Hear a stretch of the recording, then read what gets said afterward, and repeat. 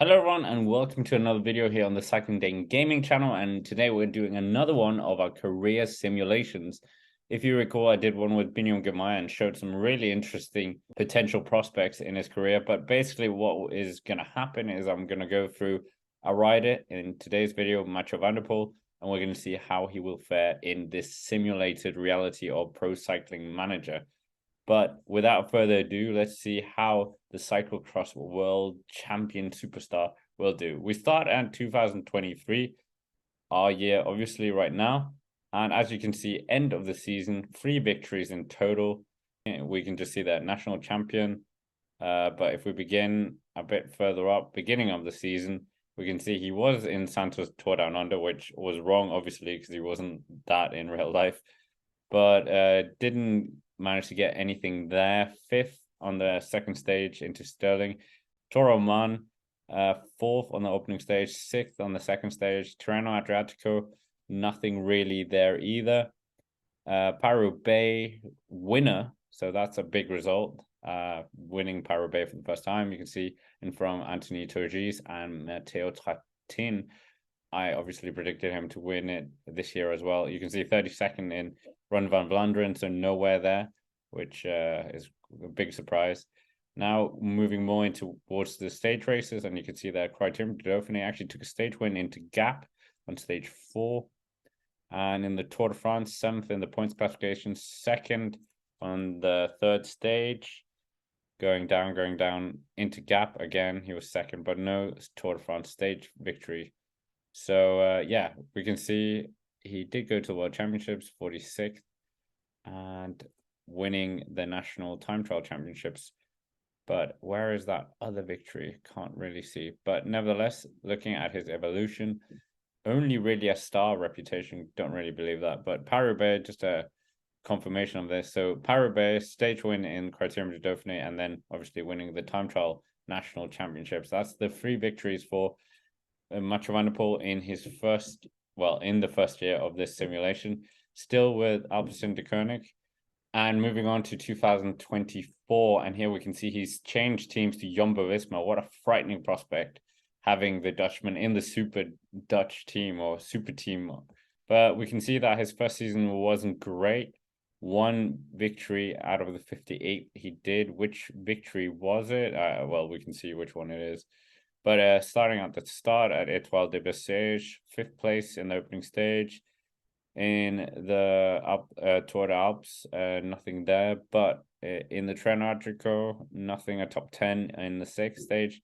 Classics, 4th in Milan-San Remo, 2nd in Paris-Roubaix, 2nd to Wout van Aert. And obviously we're going to cover Wout van Aert in a separate video as well. But Wout van Aert, yeah, good result for him, but Mathieu van der Poel 2nd. And yeah, not a great classics campaign, really.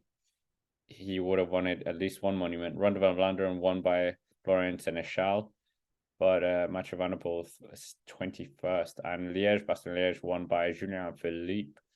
Dan Martinez 2nd, Romain Bardet 3rd. But yeah, not great for Mathieu van der Poel. We can see he won the overall and the Belgian Classic and in the Belgian Tour, and that's also where we're getting that 1 victory from. So 1 overall after finishing 2nd in both stage 2 and stage 3. In the Tour de France, 2nd in the Mountains Jersey classification. That's very peculiar, but no real big results other than top 10s here and there in the first 2 stages. Evolution, it looks like he's actually improved as a classics rider, and then we're just getting a summation of the results. Best result, obviously, that Milan-San Remo and Paris-Roubaix, and winning the overall in Belgian Tour. But is winning Paris-Roubaix bigger than, is finishing 2nd Paris-Roubaix bigger than winning the Belgian Tour? Not quite sure. But nevertheless, moving on to 2025. And we can see his contract is to 2026 with Jumbo-Visma. Is this a better season that he had before? 2 race victories and 77 race days. And let's just see. He started in the Tour Down Under, finishing 3rd overall, 3rd in the points classification. And yes, 5th and 7th, 2nd place on the 4th stage. Cadel Evans Road Race, 23rd. UAE Tour, he managed to win the points classification after several top 10 finishes. So that was a good result. Second in Strade Bianche. Milan San Remo, he didn't win there. Went to Sam Bennett, so good by the Irishman. But he did manage to finish second in Ronde van Vlaanderen and win Scheldeprijs. So that's quite a scalp for Mathieu van der Poel here. And yeah, who won Ronde van Vlaanderen? It was Kesper Eskay. So yeah, 2021 deja vu there, if you will. But Paris-Roubaix 15th, 11th in Flèche Wallonne, which is quite a good result for him. 19th in Liège-Bastogne-Liège. He went to the Tour of Estonia, finished second on the third stage, second in the Marcel Kint Classic.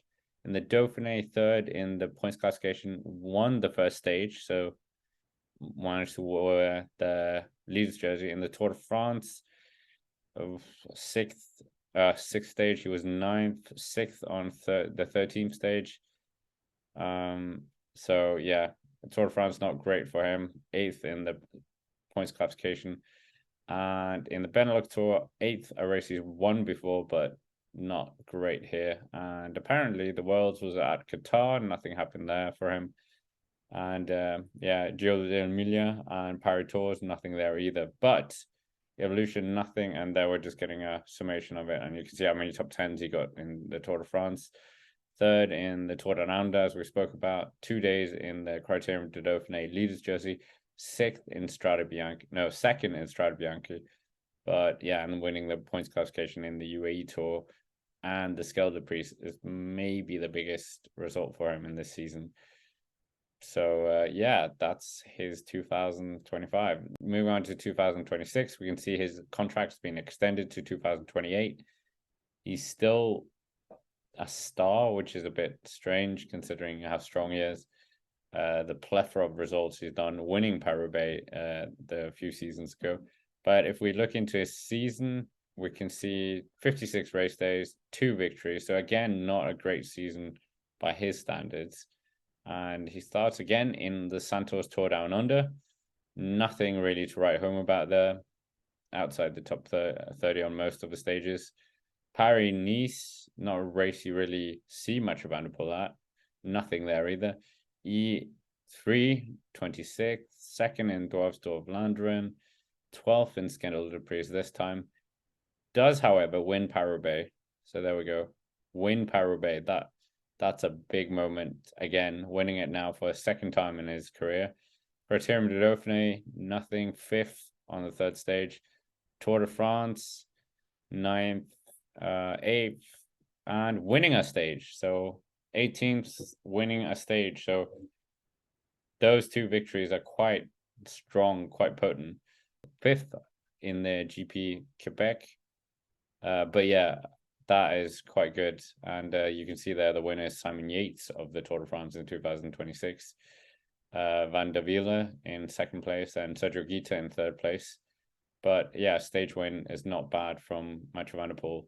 So yeah, just confirmation there. 18th stage was the stage he won, Paris-Roubaix, winning overall. Second in Dwarfsdorf-Vlaanderen and Scheldeprijs 12th. So not bad. Not a great season, but it could have been worse. Moving on to 2027, he still has 1 more year of his contract with Jumbo-Visma. And yeah, 1 victory in his season. Can't quite see what it is here. But he starts the season in the Volta al Garbe, so very different from what the other seasons he did in the Tour Down Under. Paris-Nice, he goes to again 6th on the 5th stage and wins the final stage, Nice to Nice, which is a very classic stage. And yeah, there's the victory, we have it. So he's the reigning Paris-Roubaix champion. He doesn't actually, yeah, he does go to Paris-Roubaix 29th, but not great. Tour de Suisse, he goes there. Nothing other than a 13th place. He's not going to be happy about that. And we can see the DNF at the Tour de France. So 8th on the 5th stage, 7th on the 16th stage, the 3rd and 4th, and then his DNF came on the final stage, and that's quite rare. Riders don't actually finish the final stage. So yeah, it was Amadou Japarov who was carried across the line. But that aside, we can see that not a great season, to be honest. That 1 stage win in Paris-Nice, 5th at the Nationals. Like, there's nothing here. Like, Jumbo-Visma are not going to be happy about that this season. They were probably expecting more victories. But moving on to 2028, and we can see that he's been extended by 1 year with Jumbo-Visma. A lot better here. 8 victories and 69 race days, 21st in the UCI rankings. So opening in UAE Tour, nothing there. In Treno Adriatico, nothing there either. Then he has his classic season. He manages to win the Brabantis Pijl race, a race he's won before in 2019. But Liège-Bastogne-Liège 11th, the Tour of Hungary, finishing 2nd overall, taking opening stage victory, and then also winning the Antwerp Classic, actually where he's born. So that's a good result for him. Going to the Criterium du Dauphiné, and does he do anything here? Yeah, he wins on stage 5, and he wins the Nationals. And he then goes to the Tour de France. We can see 4th in the green jersey, so that would suggest we're probably going to get a victory here. Yeah, we got a victory on the 8th stage. European Championships, nothing there. Benelux Tour, you can see he wins it overall after winning on stage, the final stage, the 7th stage on Gradusberg, a very hard stage, and 2nd on the 3rd stage. So at the end of 2028, obviously the best result was that stage win in the Tour de France.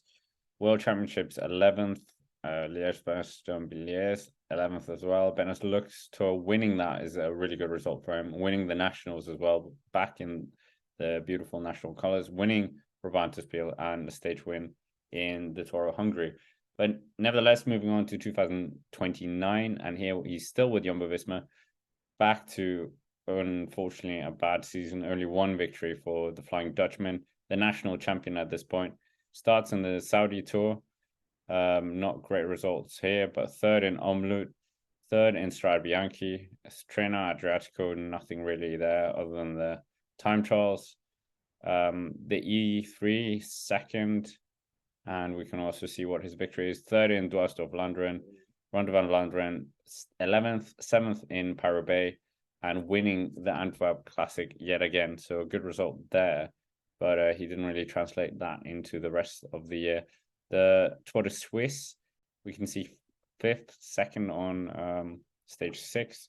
The Tour de France, not as good as it was the previous year, but still getting a flurry of top 10s here. It's not like he's out of contention, but not really getting the big cheese. But 9th as well at the World Championships, but it's just not the Mathieu van der Poel of reality, you would say. But there we can have the summation: 5 top 10s in the Tour de France, a 9th in the Worlds, a 9th in the Europeans, 11th in the Ronde van Vlaanderen, 7th in Paris-Roubaix, forgot to mention that, 3rd in Strade. So, I mean, he's getting a lot of UCI points here. It's not like he's not doing anything, but he's just not getting the wins. Maybe it's just age. But coming to 2030 now, and we can see he's changed teams here. He is with Axe Mobile Statoil team, which a new team, oil sponsor. No victories for Mathieu van der Poel in this season. And yeah, that's a big shame for the Dutchman. Starting in the UAE Tour, not really anything to write home about here. 2nd place up the Jabal Hafid. That is quite impressive. 11th overall. Treno Adriatico, nothing here either. Skeld Priest 4th. So, I mean, that is something. 10th at the Antwerp win, or the place classic that he was before. Tour of Norway, nothing here either. So it's getting quite dire now. And Mathieu van der Poel probably isn't too pleased with this season. Tour de France, he goes again, 2nd in the Mountains Jersey classification. I think this was actually the year that Binny wins it, but you'll have to look at the Binny video for that. But yeah, not a great season at all. He's 35 at this point, so maybe he should be starting to think of hanging up the wheels. But evolution, yeah, we can see he's declining in all the metrics. So his powers are definitely being reduced here. But yeah, that 3rd place in Strada, probably the best result of the season. So it's a shame, really. It's kind of the beginning of the end, if you will. 2031 here, and we can see he's been extended 1 more year with the team. 150th in the ranking, and yeah, you can see it's not a great season. 0 victories yet again. UAE, nothing really. A top 10. Paris-Nice, 15th overall after, what was the best result there? Second on the final stage, so a stage he has won before. Skeleton Priest, nothing we can see there. Paris, DNF, unfortunately. Marcel Kint, nothing. Tour de Suisse, nothing. 8th place. Tour de France keeps going every year, but this is probably the first year where he's not been great. The Benelux Tour, 8th after finishing 8th on the final stage, but yeah, not great. But he doesn't drop further in his overall abilities, and there you can see how poor his season actually is. Only 3 results made it to the highlight page. Coming into 2032 here, and he's been extended by 2 more years with the team, so that is quite interesting that they've done that, despite him, I don't actually think taking a victory for them as of yet.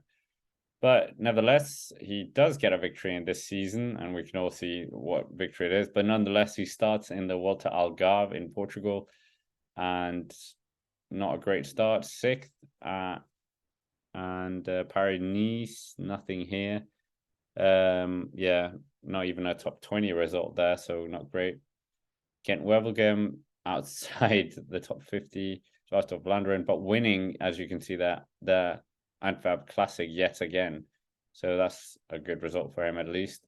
8th and 9th in the Tour of Norway. The Criterium de Dauphiné, nothing really here. Going to the Tour de France again, yet again being second in the classification here. And yeah, good result there, you would say. But declining ever more in his stats, so not great for him there. But 37 at this point, and yeah, not a great season, but taking that victory in Antwerp is something, you would say. But moving on to 2033, and here another season with the team. Starting in UAE Tour, nothing again, no victories over the 92 days, and maybe he's being used more as a domestique now, knowing that his powers are gone. And yeah, Treno Adriatico, equally nothing there. I think he's being used as a domestique. The results are all none of them competitive, being sent to the Giro as well. And yeah, I can't see anything. Yeah, no single digit results. So not great place. Second in the individual time trial nationals. And 9th on up to Luzardiden. That's probably the best result. Probably the best result of his whole season, to be honest. And good to do it in the Tour de France.